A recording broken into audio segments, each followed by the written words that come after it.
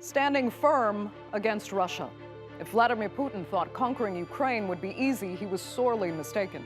Taking Kiev would be the crown jewel for the Kremlin, but fierce resistance has forced Russia to rethink its strategy. We speak to the mayor defending Ukraine's capital.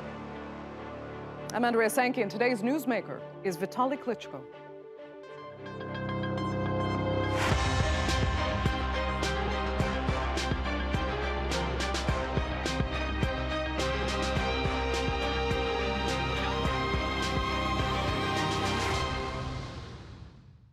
Well, when Russia first launched its assault on Ukraine, some thought Putin could seize the capital in a matter of days. That didn't happen. Instead, Ukraine mounted a defense that seemed to take Moscow, if not the world, by surprise. With the help of weapons from the West, the Ukrainian army, conscripts, and volunteers have fortified defensive positions to protect their cities. The map of what Russia controls hasn't changed much since the first week of the assault. Russian forces first advanced into separatist-run parts of the east. They also moved north, further inland from the Crimean Peninsula, and east along the Sea of Azov to join up with Russian-controlled territory there. But the Russian push south toward Kiev has largely ground to a halt. Here's how fighters on the ground see the situation. We are equipped 100%. Weapon-wise, we can give any kind of response. Positions are prepared. We have fitted them out, and we simply are waiting to meet them here. And then we'll chase them out, as well as any other of our units. Victory is going to be ours. Here we collect everything from food to clothes and military specific and help our military because the Russian occupation came here to our home and we will protect it to the end. There's a feeling of strength that the enemy clearly cannot resist. We are defending our children. We must care for all children. So the truth clearly is on our side. God is on our side. Ukraine will last forever. Victory. Well, among the many Ukrainians who share that spirit and solidarity is the mayor of Kiev, Vitali Klitschko. The former heavyweight boxing champion turned politician turned resistance fighter joins me now from the Ukrainian capital. Mayor Klitschko, so glad, really, that you could join us. You know, as we said, it's been about 2 weeks since Russian troops halted, their push toward Kiev. There are a number of theories as to why, but still, they are there. They're on the outskirts of your city with no plans to withdraw. How are you feeling in Kiev today? Because I imagine it's still too early to breathe any sigh of relief. Right now, to be honest, is nobody's feels safe in not just in Kiev, around the country. Every day we have bombing attack, rockets attack, destroyed apartments, civilian building, and civilians died every day. Already 220 people died in just in our city. 6 from them is children. And after this pictures I see right now, you show the pictures destroying just today morning, destroying so many buildings, and people right now homeless, and people right now try to find a safety place in our country.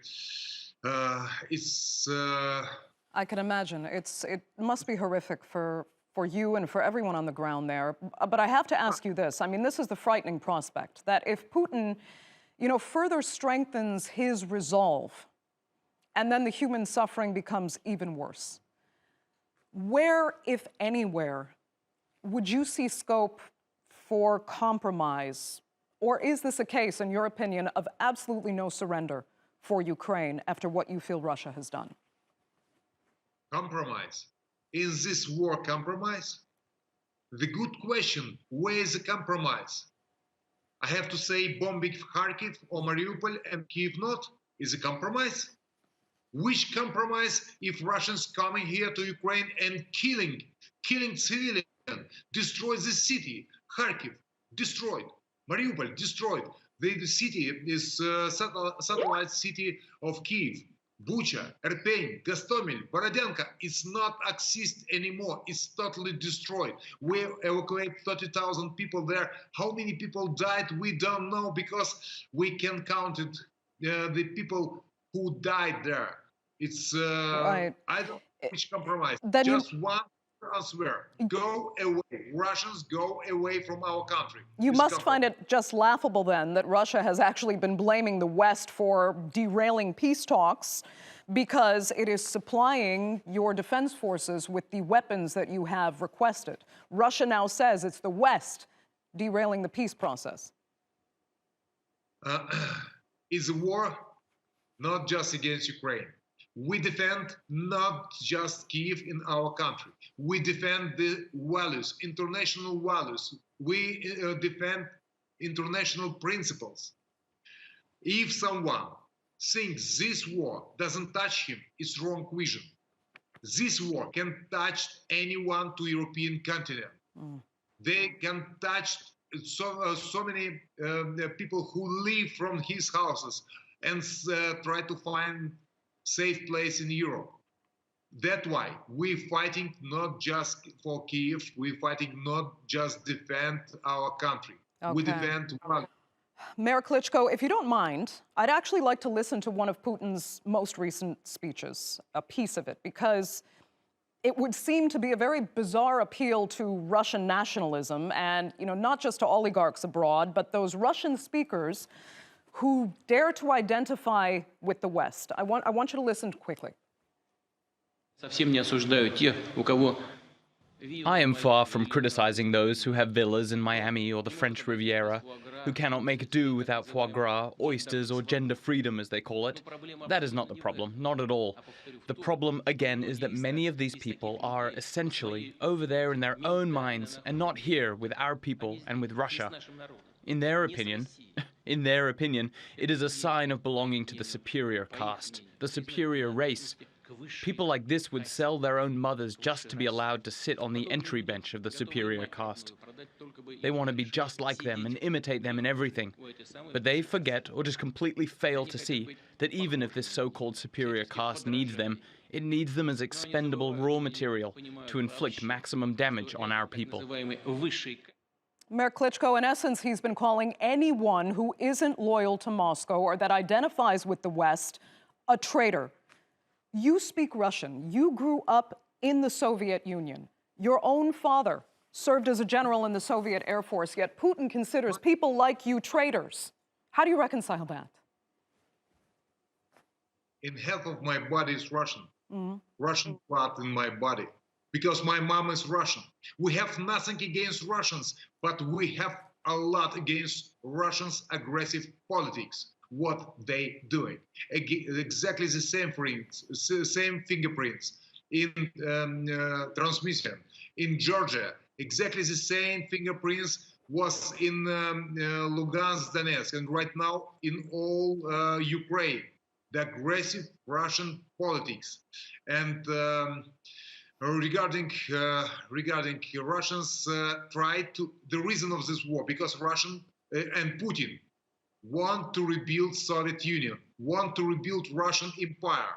And the reason of the war, we don't see our future in past time in Soviet Union. We see our future as democratic, modern European country, in part of European families. Why don't you think Putin and his supporters understand that? Why can't they let go? Propaganda in Russia works so well, and they explain some liar, explain everybody not truth, and that's why the Putin and the Russians invest so much money. Can you imagine? Just one TV channel, Russia Today, have budget much bigger than budget of capital of Ukraine, more than 2 billion euro. And that's why they zombed people and explained liar. We are nationalists, we are radicals, we are fascists, we extremists. It's not true. It's not true. I told I'm some part of me is Russian family. Right. Also. It's the president of Ukraine have Jewish background. Indeed. And that It's everything liar. Mayor Klitschko, you know, we've been hearing a lot about demoralized Russian troops, about a military that's been neglected, even run out of food, really given no motivation to fight. The Kremlin says the opposite is true, and that is a Western-backed narrative that you perpetuate. What do you think? Knowing Russians, being partly Russian, knowing the military, do you think the troops that are on the ground now in Ukraine are motivated to keep fighting you? We're in the home. It's our home country. It's Russians coming and see people, everybody unhappy to see the Russians. It's everybody told, go away from our countries. Nobody bring the flowers to the Russians. Nobody happy to see the Russians. And we have huge protest demonstration in the occupied territory against Russians. And they really disappointed with that. Also, it's our territory. We're ready to fight and we're ready to die for our hometown, for home country, for our children and for our future. Why the Russians coming here and ready to die? I don't know. They really disappoint. They demotivated, and we have a lot of examples. The Russians coming and told, we don't want to fight. Don't want to take a part in this senseless war. Mayor Klitschko, if or when you win, whatever form that takes, a Russian withdrawal, you know, for example, could be one of the ends to this. Tell us, though, where you then see Ukraine. What is the post-conflict future for your country? I told already, we see our future as part of European family. We see our future as modern democratic country. In never era, we want back to USSR. We look in the future and we're fighting for future of our children. Mayor Klitschko, thank you so much for being with us on the Newsmakers. We greatly appreciate it. Now, the question remains, how long can fighters on the ground keep Russian forces at bay? And does that answer depend on how much help they receive from outside? Well, European leaders are praising the bravery of Ukrainian defenders, prompting calls within the EU to provide even further assistance. The European Union has to give very quickly a candidate status, and more than this, has to invite Ukraine to the European Union and all the defensive weapons to defend your homes. We will try to organize, orchestrate all over the world. We will never leave you alone. We will be with you because we know that you are fighting not only for your homes, for your freedom, for your security, but also for ours. Now, the U.S. president, who's called Putin a thug and a war criminal, is also framing the conflict as a battle for freedom. I think we're at an inflection point in history. I think, and I mean that sincerely, and it occurs every several generations. I think we're in a genuine struggle between autocracies and democracies, and whether or not democracies can be sustained. But do billions of dollars in Western weaponry risk further military escalation? Could the strength of Ukraine's resistance actually push Putin into using heavier-handed tactics? And if that's the case, what are the alternatives? Russian Foreign Minister Sergei Lavrov on Friday again reiterated the goal of their military operation remains removing what Moscow sees as a threat to Russian security from Ukraine. Recently, the military of Russia, together with Donetsk and Lugansk forces, discovered documents of the Ukrainian general staff indicating clearly that they were preparing a massive attack against Donetsk and Lugansk republics. So the operation which was launched by Russia, in fact, preempted this threat and did not allow them to implement what they wanted to do. So let's explore both of those arguments and whom they blame for the conflict. Joining me now from Kiev is Oleksandra Matveechuk. She is the chairperson of the NGO, the Center for Civil Liberties. And in Brussels is historian and Russian affairs analyst Gilbert Doctorow. Thanks both so much for being with us. Gilbert, I'm going to start with you. I'm sure you heard the mayor of Kiev speaking there. And your perspective is interesting because, like Moscow, you put a lot of blame not on the Ukrainian resistance so much, but on the United States in particular for prolonging and intensifying this conflict by sending so many weapons to Ukraine and therefore derailing potential peace talks. Tell us then, what was the alternative? I mean, what should the U.S. and the West have done when Ukrainian leaders appealed for help? They should have told them the sober truth, that given the disparity in capabilities between Ukraine and Russia, a long war, a war that goes on more than a few days, is going to become progressively more destructive. And when it is over, there'll be nothing but ashes. There'll be a large emigration. You will lose a substantial part of your population. Probably the most able-bodied will leave. You will see the infrastructure, civil as well as military, shattered. And your people remaining will be suffering for many years destitution. So the reasonable thing would be to advise a negotiated settlement before capitulation is forced on them. Why are you so sure capitulation will be forced on them? Are you not impressed at all with how the Ukrainian resistance has held up and continues to perform? I mean, you've heard the motivation of people on the ground there. They're not giving in easily, and they don't see an alternative. They will not surrender. There's always an alternative. Every war ends. It doesn't go on indefinitely, least of all in a modern society like Ukraine. I admire and I give praise to Mayor Klitschko for his patriotism and his willingness to fight, but he also is an administrator. He's responsible for the several million people in the area that he is the mayor of. And it is irresponsible to speak only in combative terms and not to look at the devastation that has occurred and is yet to come as the Russians become progressively more cruel and more realistic. Russia has been very, very patient for a number of reasons. They made mistakes, and we can go into that if we have the time.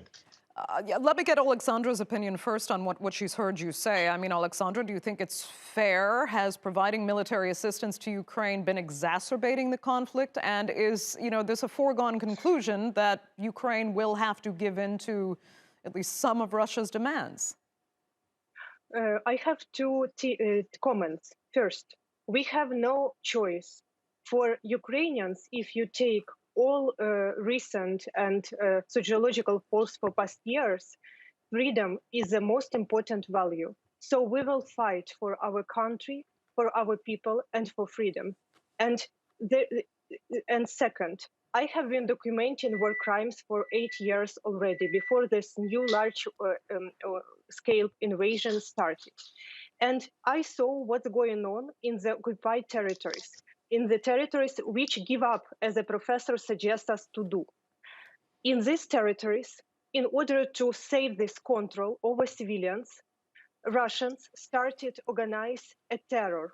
They started kidnapped, tortured, and killed civilians, men and women. And I personally spoke with hundreds of people who survived from this captivity.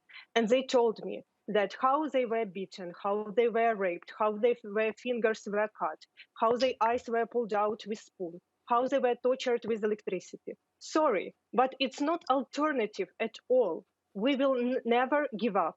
We will fight. And if you are worried about devastation, please help us to resist. Don't ask us to give up and to go to authoritarian model. Help us to resist and to fight for our freedom.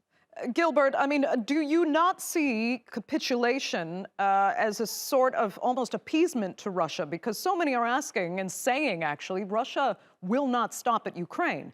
If they are handed any part of Ukraine, they will go on into Moldova and other countries where they believe the Russian empire basically needs to be reestablished. That is extremely dangerous to set an example by telling Ukraine to capitulate. A lot of people are saying that, but where are those people sitting? They're sitting in Washington, D.C. or in Brussels. No, they're sitting in Ukraine as well. No, all right, the assumption of the previous speaker is that the Russians intend to occupy Ukraine. There's no such intention. I think that the audience deserves to hear that the Soviet Empire being resurrected is only a piece of propaganda from Washington. They forget that the Soviet Empire dissolved in the most peculiar way. We're speaking now to Turkey. Turkey knows what an empire is, the Ottoman Empire, and you know how it ended. It ended as most empires end, when the various peoples, minorities at the periphery, like the Armenians and so forth, they secede or try to secede. The Russian Empire was the big exception of the Soviet Empire. It was the big exception. The first country to leave the Soviet Union was Russia itself.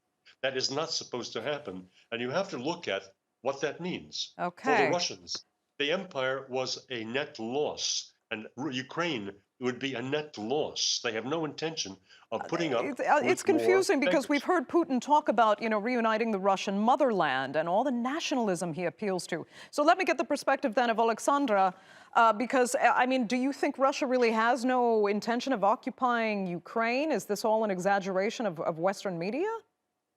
Three things which I want to respond. First, I'm in Kiev. I'm not in Brussels.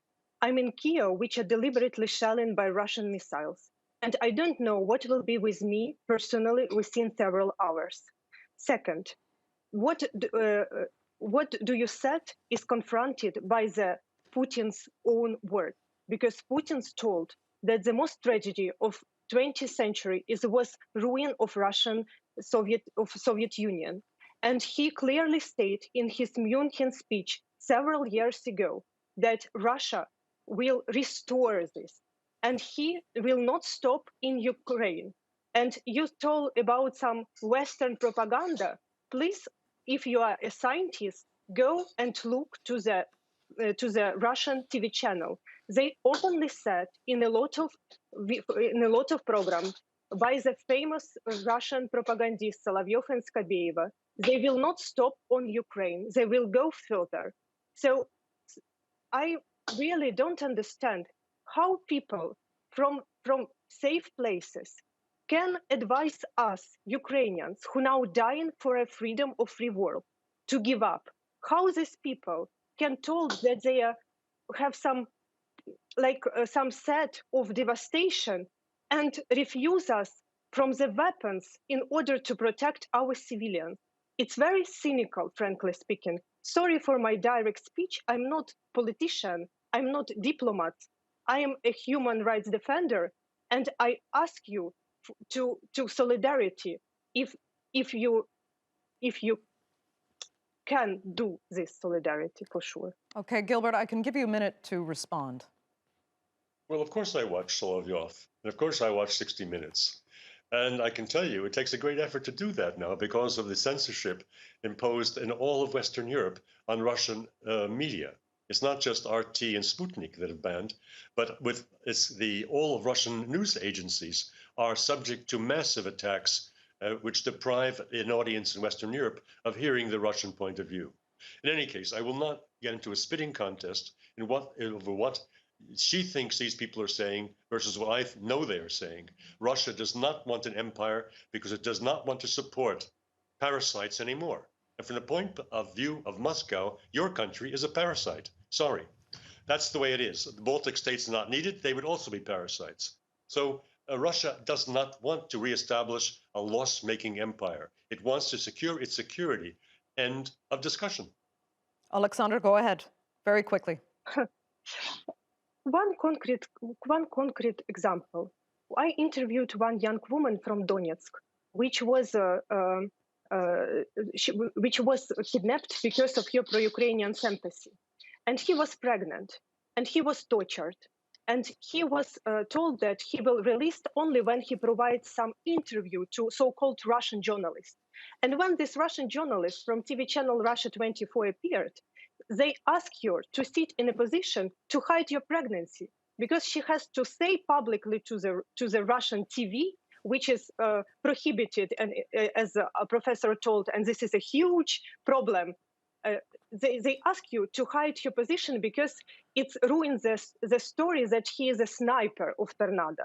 Okay. And what I want to say that Russia used not only so-called Russian journalists as a tool of military complex. They used scientists, they used religious leaders, they used politicians in the West in order to provide the informational dimension of the war. And I'm really surprised. Yeah, I'm so apologetic. I'm going to have to interrupt both of you there because we are very unfortunately out of time for this edition of the Newsmakers. I'd like to thank both of you so much for joining us. Our viewers, of course, for being with us as well. Be sure to subscribe to our YouTube channel. I'm Andrea Sankey, and we'll see you next time.